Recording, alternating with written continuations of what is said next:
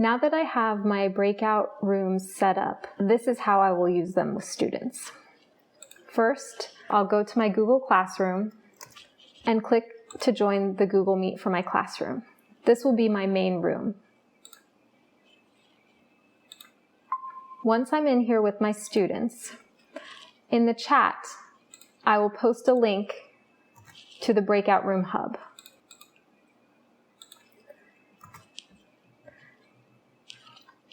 It's a good idea to type any instructions for using the breakout groups.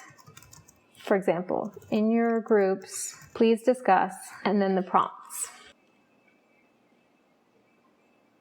Then I'll instruct students to mute their mics in the main room. Then they can leave this main room tab open. The students will click the link to the hub, and then click on the link to join the room for the group that you've assigned them. Here they'll have their discussion, and as long as their microphone is off in the main room, they will be able to keep both tabs open. That way, when you're ready for everyone to come back together, you will just unmute your mic and call everyone together. As long as the students have both tabs open, they'll be able to hear you.